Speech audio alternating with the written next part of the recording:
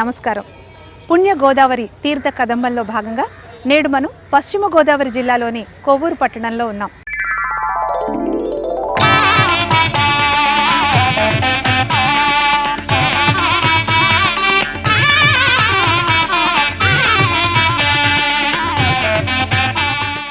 ఇక్కడే గౌతముడు తపస్సు చేసిన ప్రాంతమని, గోష్పాద క్షేత్రమని పురాణ కథనాల ద్వారా తెలుస్తోంది. గౌతముడు తపస్సు చేసుకోవడానికి అనువైన ప్రదేశాన్ని వెతుక్కుంటూ ఈ ప్రదేశానికి వచ్చి తపస్సు చేసుకున్నాడని చెబుతారు. గోహత్య పాతకం నుంచి తప్పించుకోవడానికి గౌతముడు శివుడి గురించి ఘోర తపస్సు చేస్తూ తన తపస్సుకు ఎటువంటి ఆటంకం జరగకుండా తన తపస్సు చేస్తున్న ప్రాంతానికి ఇరువైపులా ఒకవైపు కుమారస్వామిని, మరొకవైపు విఘ్నేశ్వరుని ప్రతిష్ఠించారట. కుమారస్వామిని ప్రతిష్ఠించిన ప్రదేశానికి కుమారదేవమని, అలాగే విఘ్నేశ్వరుని ప్రతిష్ఠించిన ప్రాంతానికి విఘ్నేశ్వరం అని నామకరణం చేశారట. ఆ విఘ్నేశ్వరమై కాలక్రమేణా విద్యేశ్వరం అయింది అని చెప్తారు. శివుడు గౌతముని తపస్సుకు మెచ్చి ఆయనకు వరం ఇచ్చాట. ఒక జటాజూటం నుండి ఒక జటను పెరికి త్రయంబకం దగ్గర వెళ్ళి పిండు, అక్కడి నుండి గంగ నీ వెనక ఉరకలు వేస్తూ ఈ గోహత్య జరిగిన దగ్గరికి వస్తుంది అని చెప్పారట. అలాగే గౌతముడు వెళ్ళి త్రయంబకం దగ్గర జటను పిండగా ఆయన వెనక ఉరకలు వేస్తూ గంగ ప్రవహించిందిట. గౌతముడు తెచ్చిన గంగ కాబట్టి గౌతమి అని, గోవు కారణంగా ఇక్కడికి ప్రవహించిందని గోదావరి అని ఆ నదీమ తల్లి ప్రసిద్ధిగాంచింది. యావత్ సాగరగాదేవి విశిష్టా బ్రహ్మణో గిరేః సర్వత్ర సర్వదా తస్య స్థాతవ్యం వృషభధ్వజాః.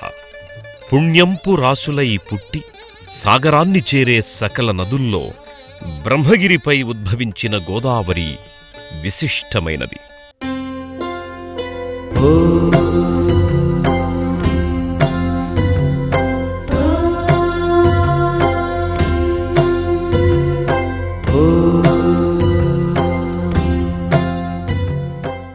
త్రయంబక శివుని జటాజూటి నుంచి పుట్టిన భవ్య గోదావరి తీర ప్రాంతమంతా పరమేశ్వరుడు తనను తాను వివిధ రూపాలలో ఆవిష్కరించుకొని భక్తులను అనుగ్రహిస్తున్నాడు.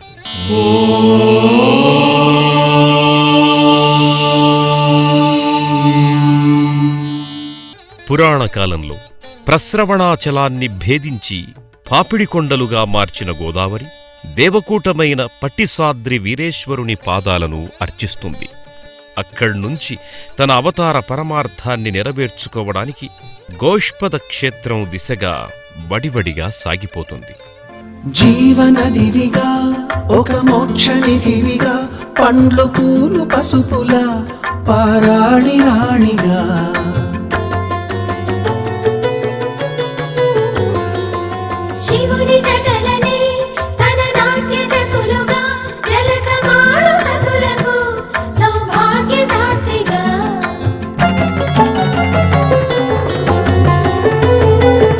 గండాలను పాపాలను కడిగివేయగా ముక్తి నదిని మూడు మునకలే చాలుగా. పట్టిసాద్రి వరకు గోదావరి ప్రస్థానం ఒక ఎత్తు, ఇక్కడి నుంచి గోదావరి ఉరవడి మరొక ఎత్తు. విశాల సుందరమై అఖండ గోదావరిగా తన విరాట్ రూపాన్ని ప్రదర్శించే ప్రాంతం ఇది. ఇక్కడి నుంచి గోదావరి వెడల్పు పెరుగుతుంది. గోపాదాల రేవుకు చేరుకునేసరికి గోదావరి తన విస్తృతిని, ఉద్ధృతిని సర్వతోముఖంగా పెంచుకుంటుంది. చనిపోయిన మాయాగోవును తిరిగి బతికించి గౌతమి గంగ తాను గోదావరిగా మారుతుంది. గోహత్యాశమనం గోరక్షాస్థానముత్తమం ఏతత్ గోదావరీ తీరం గోష్పద క్షేత్రముచ్యతే. గోహత్యాపాతకాన్ని నివారించినది, గోవులను కాపాడిన పుణ్య గోదావరీ తీరం మహిమాన్వితమైనది.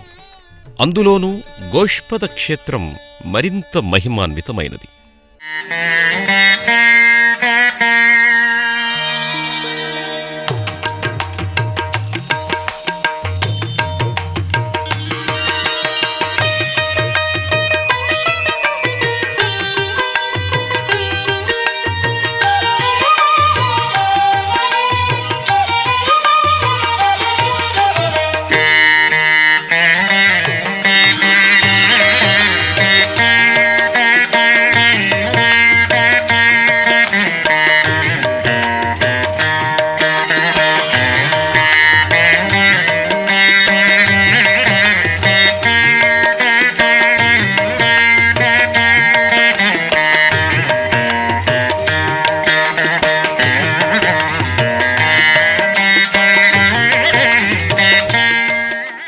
నవాం శతసహస్రాణాం రక్షితా గౌతమో మునిః తపసో గోష్పదే క్షేత్రం ఆయతాః క్షామవారకః. గోదావరి నది పుట్టకముందు యుగాల క్రిందటి కథ ఇది. దండకారణ్యంగా పిలిచే ఈ ప్రాంతమంతా నీటి సదుపాయం లేని కరవు ప్రాంతంగా ఉండేది. ఈ ప్రాంతంలో కరవు కాటకాలు లేకుండా చేయడానికి నిరంతర గోసంరక్షణ యజ్ఞవ్రత దీక్షుడైన గౌతముడు ఇక్కడే ఈ గోష్పద క్షేత్రంలోనే 1,00,000 గోవులను పోషించేవాడు. గోహత్యా పాపమరోప్య బ్రాహ్మణైర్వంచితోత్యేయం పాపస్య ప్రాయశ్చిత్తాయ యయౌ బ్రహ్మగిరిపురాం. గౌతముని గోసంరక్షణ యజ్ఞం వల్ల, నిరతాన్నదానాల వల్ల వచ్చిన మంచి పేరును మెచ్చలేని కొందరు కుట్రపూరితంగా ఒక మాయాగోవును సృష్టించి గౌతముని పొలాల్లోకి ప్రవేశపెట్టారు. గౌతముడు దర్భపుల్లతో దాన్నదిలించబోయాడు. ఆ మాయాగోవు విచిత్రంగా దర్భపుల్ల దాటికే పెనుదెబ్బతిన్నట్లు పశువేదల అభినయించి ఒక రాతికి తగులుకొని చనిపోయింది. ఆ విధంగా గౌతమునిపై గోహత్యాదోషం ఆరోపించబడింది. దోష నివారణ కోసం పరమశివుణ్ణి ప్రార్థించడానికి గౌతముడు బ్రహ్మగిరికి పయనమయ్యాడు. త్రయంబకేశం సమారాధ్య తచ్చిఖాతో వినుశ్రుతాం గంగాం గోదావరీ నామ్నా గోష్పదక్షేత్రమానయత్. త్రయంబక శివుణ్ణి మెప్పించి ఆయన శిఖపై నెలకొన్న గంగను గోదావరిగా గోష్పద క్షేత్రానికి గౌతమ మహర్షి తీసుకువచ్చాడు. గోదావరి దివ్యజలం ఆ మాయాగోవు శరీరంపై నుంచి ప్రవహించగానే గోవు తిరిగి బతికింది. అప్పటి నుండి ఈ నగరం గోవూరు, కొవ్వూరు అని పిలువబడింది.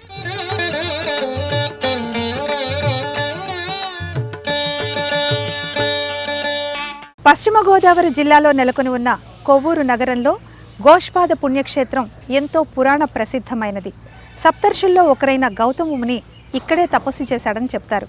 అలాగే గౌతముని గోహత్య ఉదంతం కూడా ఇక్కడే జరిగిందని పురాణాలు చెబుతున్నాయి.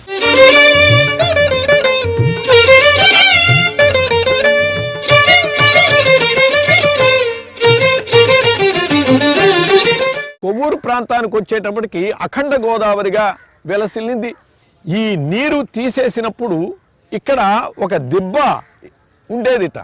ఆ దిబ్బ మీద గోవుల యొక్క పాదాలు ఉండేవని చెప్పి అందువల్ల దీన్ని గోష్పాద క్షేత్రము అన్నారు. గోవు యొక్క పాదాలు ఇక్కడ ఉన్నాయి కాబట్టి గోష్పాద క్షేత్రము అని అన్నారు.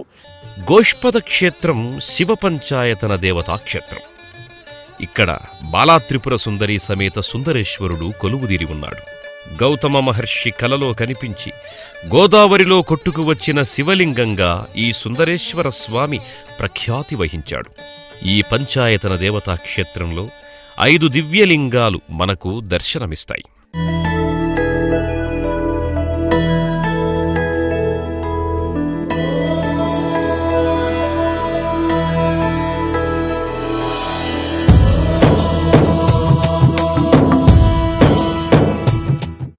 గోదావరి సలిలాలతో సంతత ధారగా నిత్యాభిషేకాలందుకునే శివలింగమూర్తి దర్శనం సర్వపాపహరం.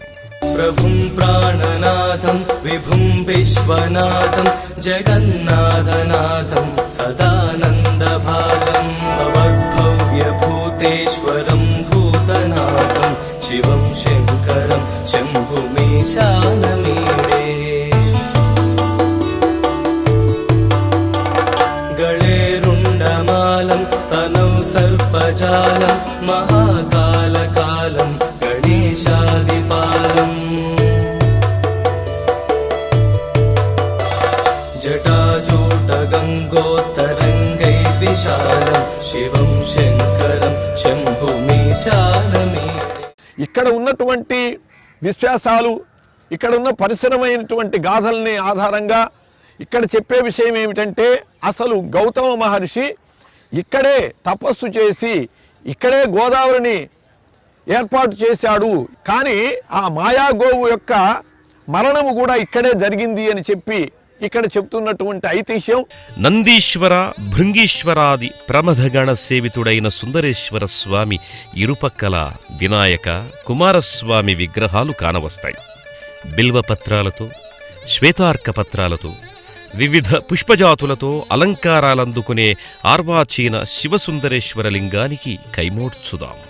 ఆ సుందరమూర్తికి మంగళహారతులు పడదాం.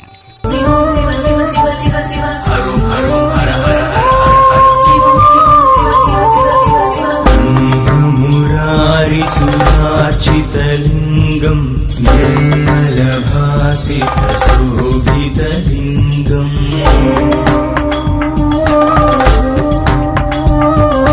జన్మజ దుఃఖ వినాశకలింగం ప్రణమామి సదా శివలింగం. అకాల మృత్యుహరణం సర్వవ్యాధి నివారణం సమస్త పాపక్షయకరం శ్రీ సుందరేశ పాదోదకం పావనం శుభం అంటూ ఆ పరమశివుని అణువణువు అభిషేకించి గోదావరి తీర్థ జలాలను స్వీకరిద్దాం.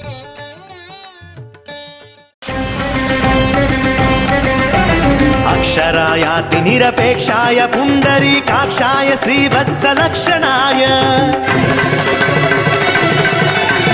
అక్షరాయాతి నిరపేక్షాయ పుండరీకాక్షాయ శ్రీవత్సలక్షణాయ అక్షీణ విజ్ఞాన దక్ష యోగీంద్ర సంరక్షానుకంప కటాక్షాయ తే నమో. గోష్పద క్షేత్రంలో సుందరేశుని దేవేరి త్రిపుర సుందరి కమనీయమూర్తి మనల్ని అనుగ్రహిస్తోంది. ద్వాదశ భుజాలతో అలరారే త్రిపుర సుందరీదేవి దర్శనంతో సర్వకామ్యాలను సిద్ధింపచేస్తోంది. ఆ జగన్మాతకు త్రికరణ శుద్ధిగా నమస్కరిద్దాం.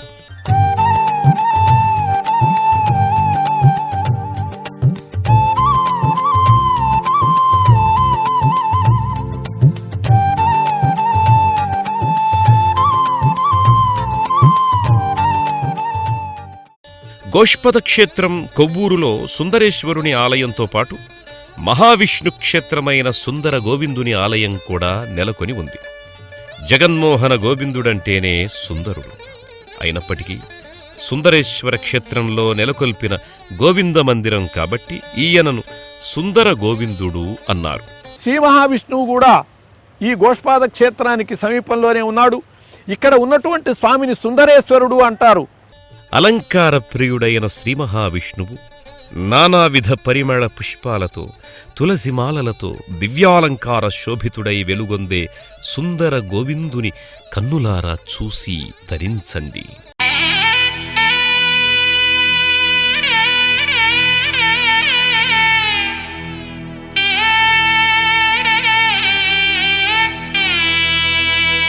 పశ్చిమ గోదావరి జిల్లాలో పరమపుణ్యధామం గోష్పాద క్షేత్రం దర్శించుకున్నాం కదా. గోదావరి తూర్పు గోదావరిలో ప్రవేశించే ముందుగా కొవ్వూరుకు అతి సమీపంలో గోదావరి తీరంలోనే పెదవాడపల్లిలో కొలువైన అతి పురాతనమైన అనంత భోగేశ్వరుని ఆలయాన్ని కూడా ఇదే సందర్భంలో దర్శించుకుందాం.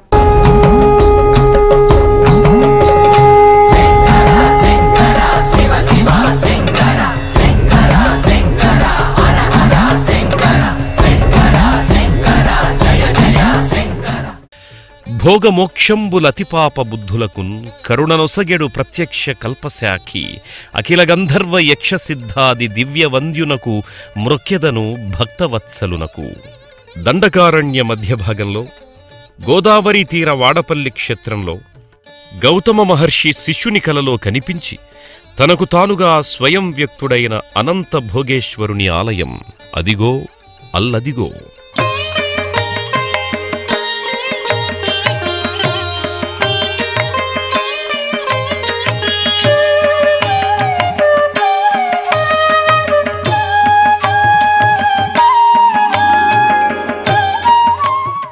పచ్చని ప్రకృతి నడుమ గోదావరి గాలి సేద తీర్చుతుండగా ఈశ్వరుడు భోగేశ్వరుడిగా కొలువైన అతి పురాతన క్షేత్రం వాడపల్లి. భోగేశ్వర స్వామి ఆలయాన్ని ఆనుకొని జగన్నాథస్వామి ఆలయం కూడా మనకు కానవస్తుంది. ముందుగా భోగేశ్వరుని సన్నిధికి వెళదాం.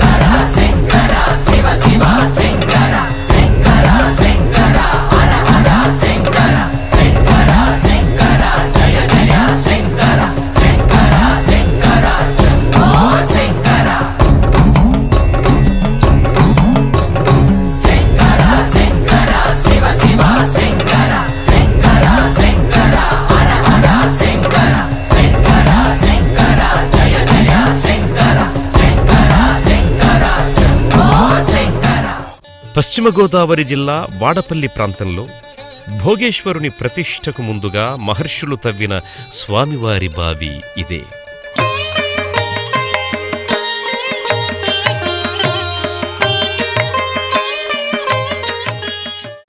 ఇటీవలి కాలంలో పునరుద్ధరణ జరిగిన దేవాలయం తొలుత చాళుక్యరాజులు నిర్మించారు అనడానికి గుర్తుగా దేవాలయంలో గండభేరుండాలు కానవస్తాయి.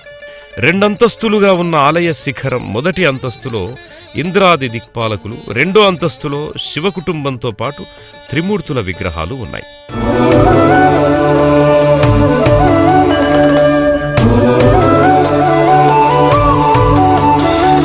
శివ శివ భవ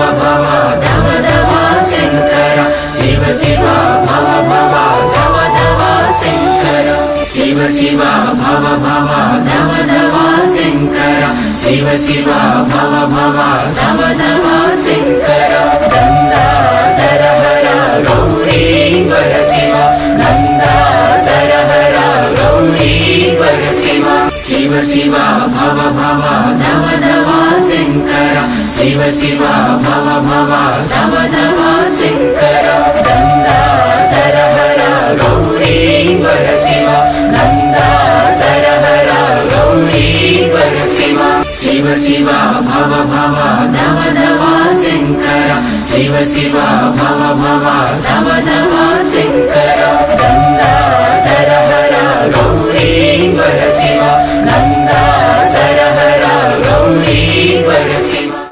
ఇది అనంత భోగేశ్వర స్వామి ఆలయ ముఖమంటపం.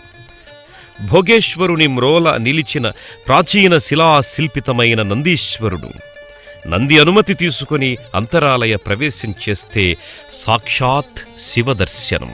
శివం శివ శివ శివ శివ శివ, హరోం హరోం హర హర హర హర హర, శివం శివం శివ శివ శివ శివ శివ, మురారిసురార్చితలింగం నిర్మలభాసితశోభితలింగం,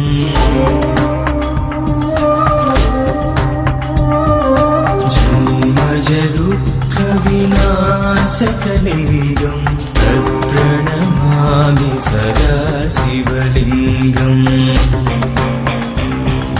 శంకర శంకర జయ జయ శంకర, శంకర శంకర శివ శివ శంకర, శంకర శంకర హర హర శంకర, శంకర శంకర శంభో శంకర, నమః శివాయ హర నమః శివాయ. మురారిసురార్చితలింగం నిర్మలభాసితశోభితలింగం,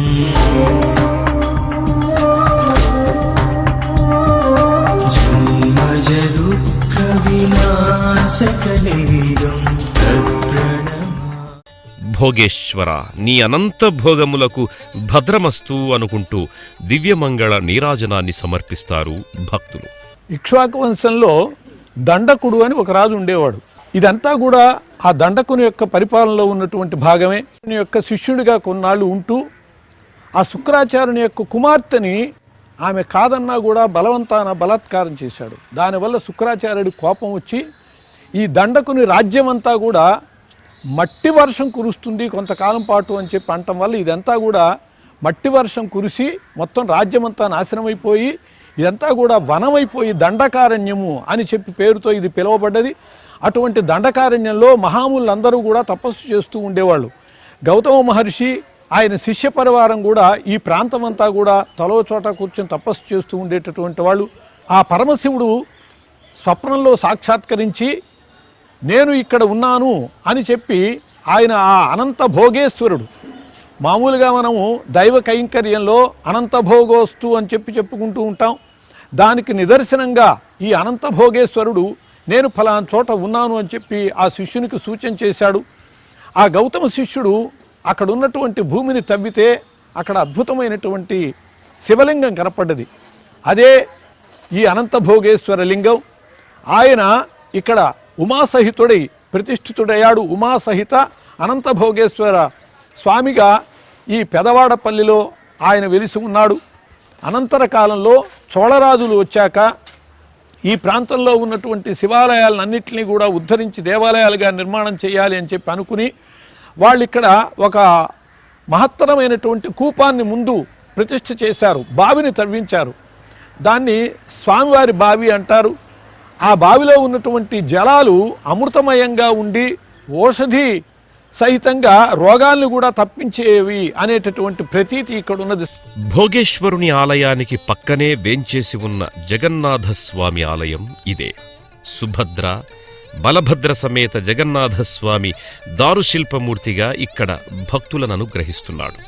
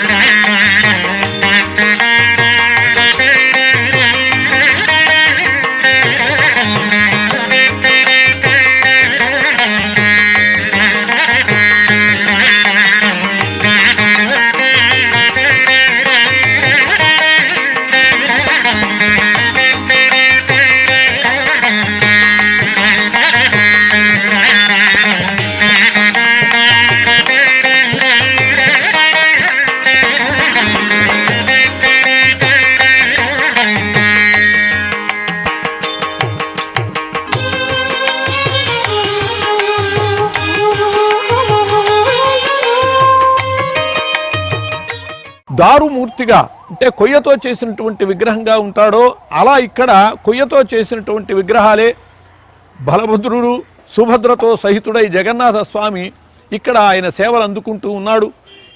అది కూడా పూరి జగన్నాథ స్వామికి ఏ విధంగా విశేషమైనటువంటి సేవలతో అనుగ్రహాన్ని పొందుతూ ఉంటారో భక్తులు, అటువంటి అనుభవాలు ఇక్కడ భక్తులకు కూడా ఉన్నాయి. ఈ స్వామివారి బావి, అనంతభోగేశ్వర స్వామి, జగన్నాథ స్వామి కూడా పెదవాడపల్లి ఈ పరిసరాల వాళ్ళ అందరినీ కూడా భక్తులను అనుగ్రహిస్తూ వరాలు ప్రసాదిస్తున్నారు. వాడపల్లి క్షేత్రం నిరంతరం వేదమంత్ర ఘోషలతో ప్రతిధ్వనిస్తూ ఉంటుంది. సనాతన ధర్మాచరణ పరులకు నెలవైన వాడపల్లి క్షేత్రం పుష్కర విధులను నిర్వహించడానికి అనుకూలమైన తీర్థరాజంగా గుర్తింపు పొందింది. ప్రతిసారి గోదావరి పుష్కరాల సమయంలో వాడపల్లి తీర్థక్షేత్రానికి అనేక మంది పిండ ప్రదానాది క్రతువులు నిర్వహించడానికి విచ్చేస్తారు. ఇప్పటి వరకు మనం గోష్పాద క్షేత్ర వైభవాన్ని, వాడపల్లిలోని అనంత భోగేశ్వర స్వామి వారి దివ్యలీలా వైభవాన్ని దర్శించుకున్నాం కదా. రేపటి పుణ్య గోదావరిలో మరో తీర్థక్షేత్ర దర్శనంతో కలుసుకుందాం. నమస్కారం.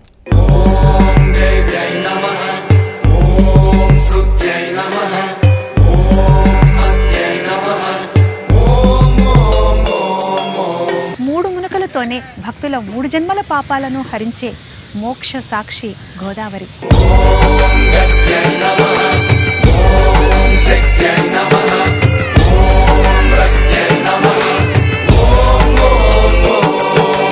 ఇక్కడ ఈ గోదావరిలో స్నానం చేస్తే, అందులో విశేషంగా పుష్కర సమయంలో స్నానం చేస్తే కోటి లింగాల అనుగ్రహానికి మనం పాత్రులమవుతాం.